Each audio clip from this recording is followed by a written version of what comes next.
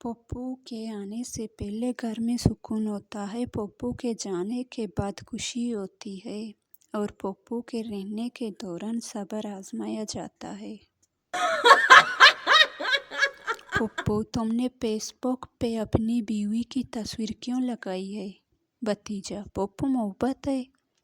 पप्पू: मोहब्बत है तो कमरे में लगाओ, फेसबुक पे हम देख के जलते हैं। पप्पू और दुआ: पप्पू बेटा, अल्लाह तुम्हें बहुत कामयाब करें। पेरल की आवाज़ में: बस इतना नहीं कि हमारी बेटी से आगे निकल जाए। पप्पू: तुम्हारी बहू ने खाने में नमक कम डाला है।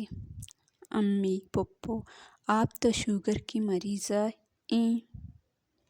पप्पू: मगर ज़ुबान तो ठीक है ना मेरी। पप्पू अम्मी से: तुम्हारी बहू चुप चुप क्यों रहती है? अम्मी: पप्पू, ओ दरअसल कुछ इखलाक है। पप्पू: मैं तो समझी कोई प्लानिंग चल रही है। पप्पू: ये नई बहू हर वक्त फोन पर क्यों होती है? अम्मी: बात करती है। पप्पू: मैं तो समझ रही थी किसी जासूसी एजेंसी के साथ काम कर रही है।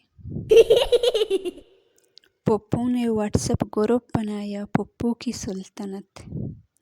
पहला मैसेज: जो भी इस ग्रुप में है वो मेरे हक में दुआ करें वरना निकाल दिया जाएगा।